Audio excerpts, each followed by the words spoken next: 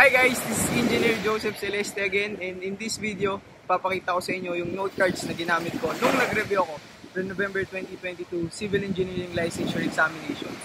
And as a bonus content, share ko na rin yung formula memorization technique ko na paired sa aking note cards. So, stick around until the end of this video. So kung hindi ka pa aware sa coverage ng CE Board exams, napakalawak nito. Maraming concepts at theories yung kailangan mong aralin. And with that, marami ka ring formulas yung kailangan i-memorize kasi hindi lahat binibigay ng examiner.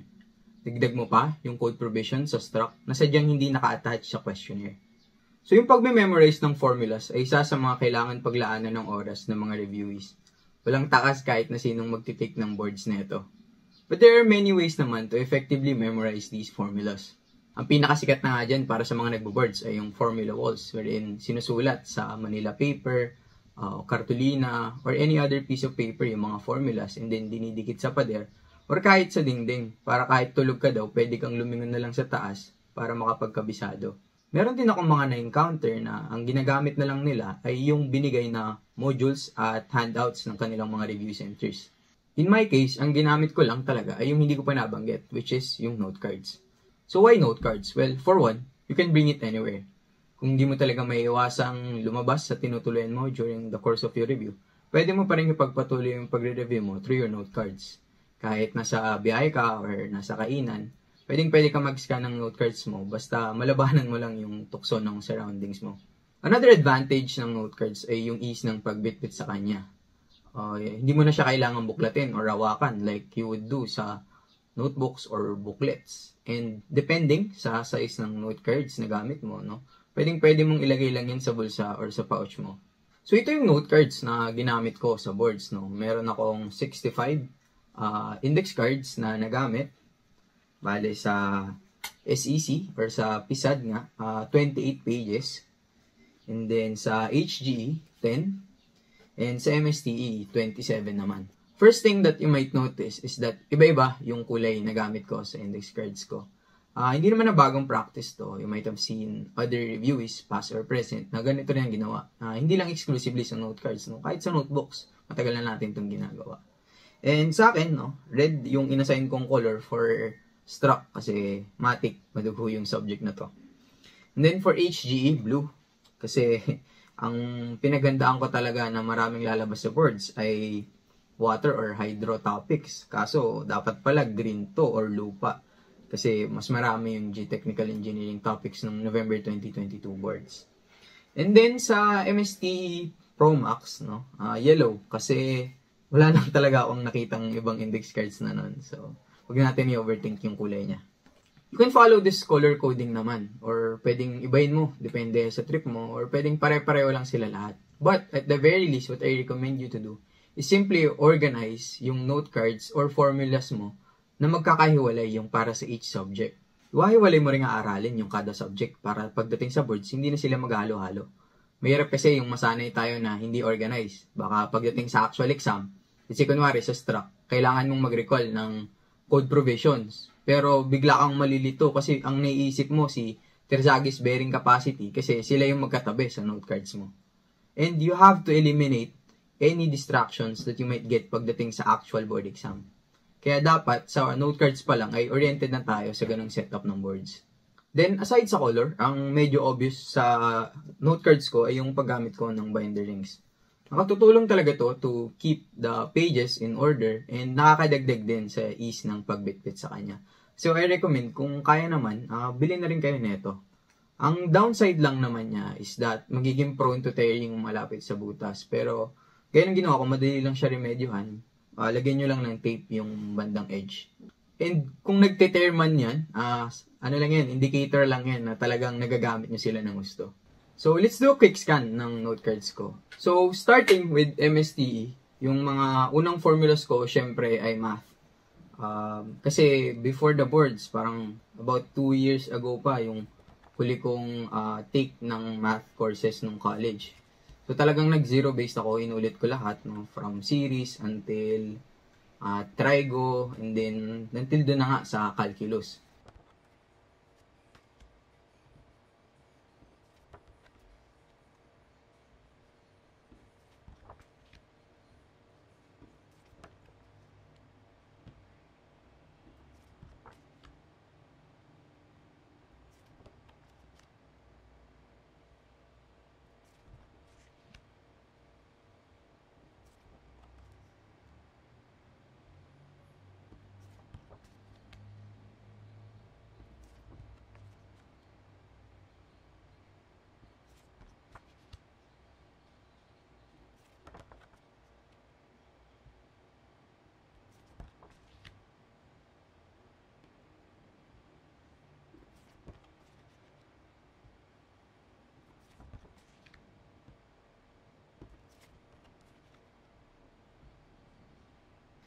And then after math, no, dun tayo sa stat or engineering data analysis.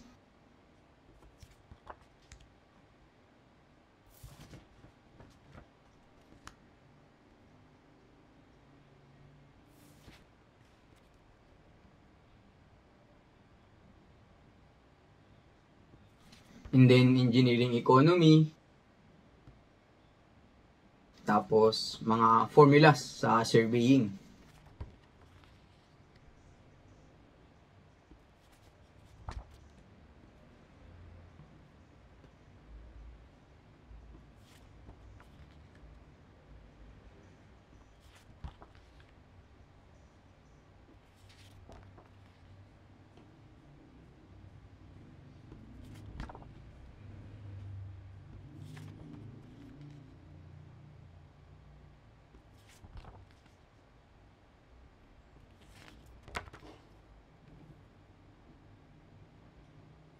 Transportation engineering. Then sa dulo, kung titignan nyo yung note cards ko, may mga in-anticipate kasi akong additional topics or miscellaneous topics sa MST kasi napaka-unpredictable magbigay ng ating examiner. So, meron kayong makita ditong formula sa physics, sa ports and harbors, at even sa differential equations na rin.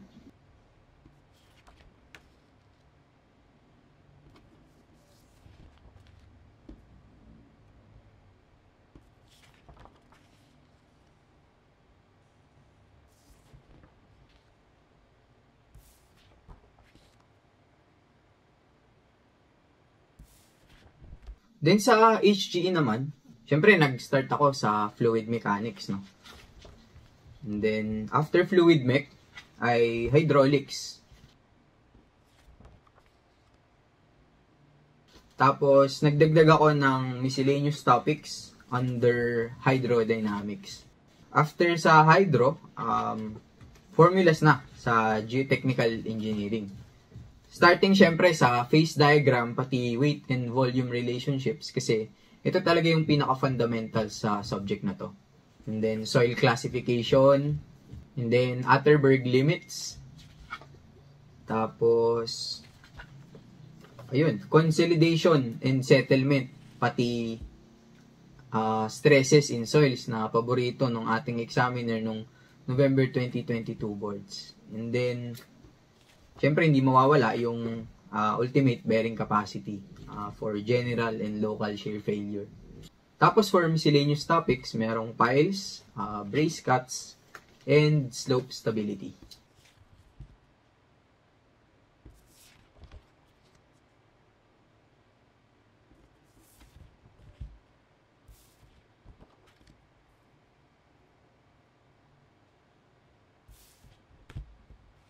Then for struct or yung sa PISAD, medyo makapal-kapal to. Sinama ko kasi dito lahat ng code provisions, old and new, lalo sa steel design. Ayoko kasing iasa sa examiner na ibibigay niya yung kailangang code provisions para masagot yung mga binigay niyang tanong. Nag-start ako syempre sa engineering mechanics, and then strength of materials. Tapos, diretso theory of structures na rin.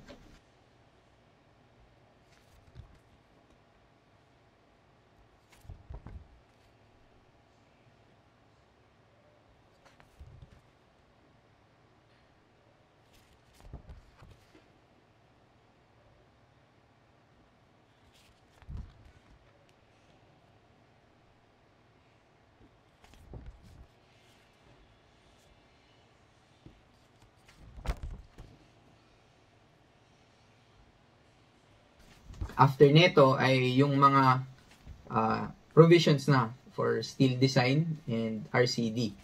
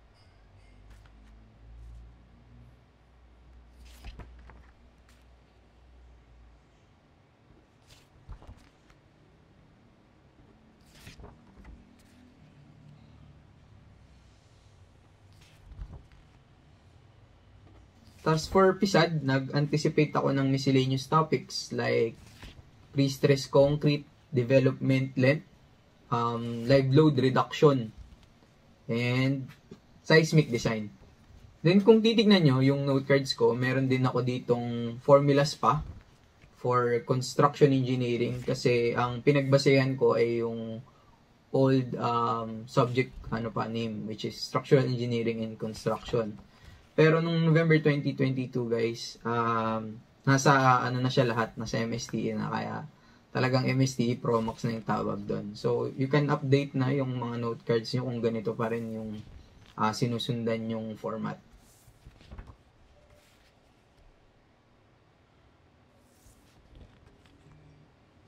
Now, for some few tips, first, create your own note cards.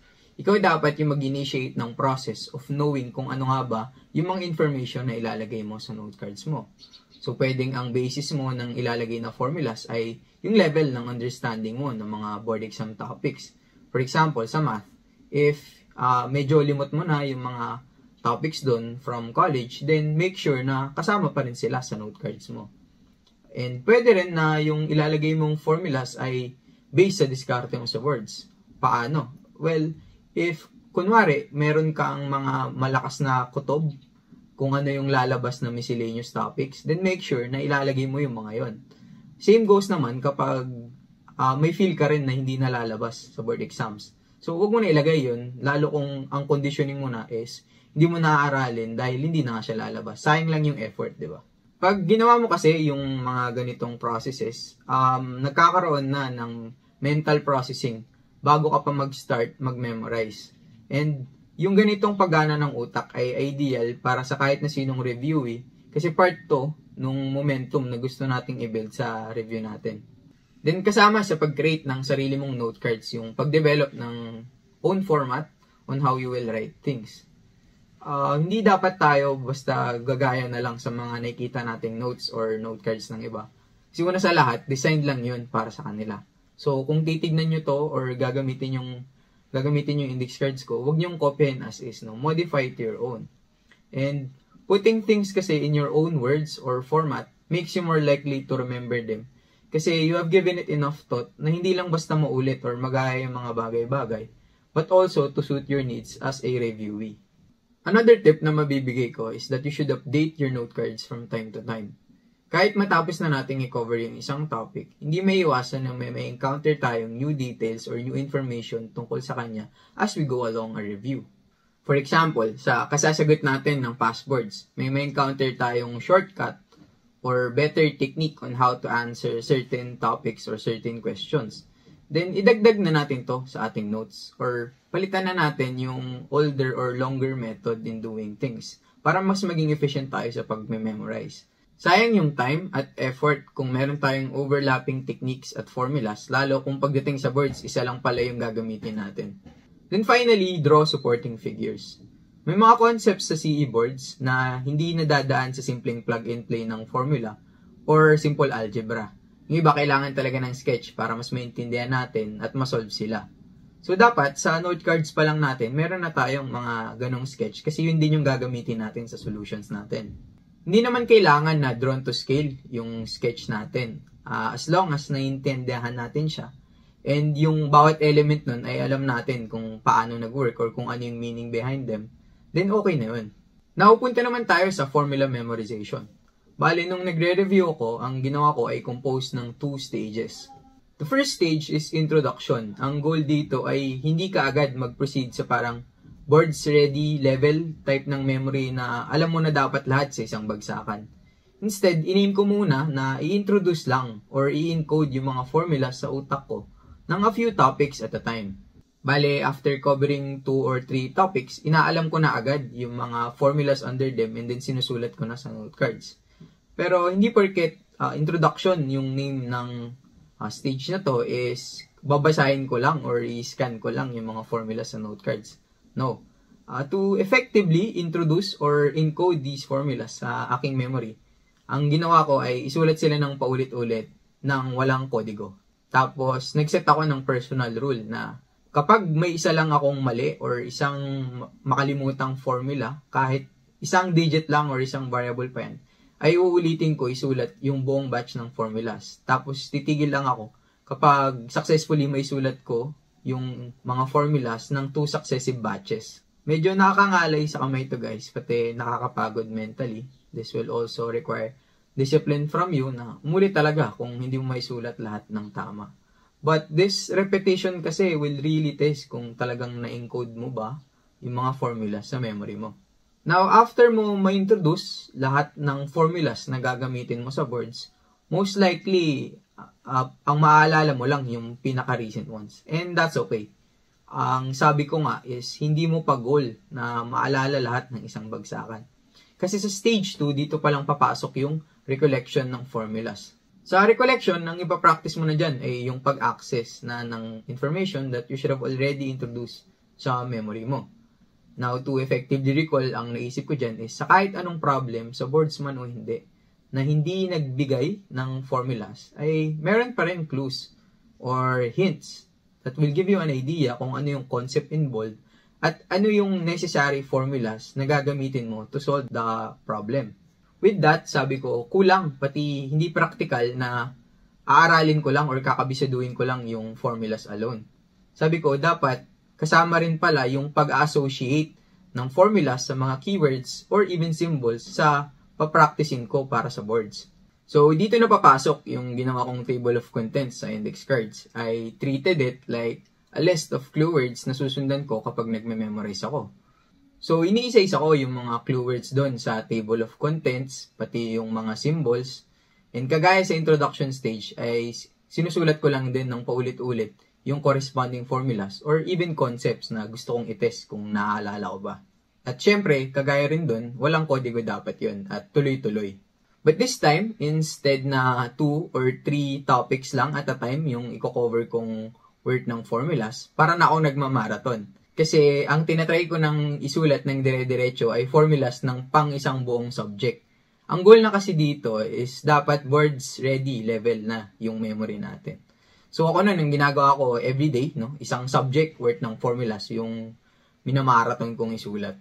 So pwede nyo masabi na yung formula memorization technique ko ay umiikot lang sa pagsusulat ng formulas ng paulit-ulit. And baka ma-discourage kayo kasi maisip nyo na sayang sa oras or nakakangalay siya. But trust me, it will be very worth it in the end. Kasi may higher retention ng mga bagay-bagay kapag sinusulat natin sila compared sa kapag binabasa or nire-recite or even kapag ini-scan lang natin or iniisip lang natin sila. So that's it for this video guys. No? Hopefully may mga na-pick up kayo. And if you also have your own tips in making note cards or if you also want to share your formula memorization practices, feel free to drop them lang sa ating comment section below. Baka sakaling makatulong din kayo sa mga future licensed civil engineer natin na nanonood dyan. Again, this has been Engineer Joseph Celeste and I'll see you sa mga next video.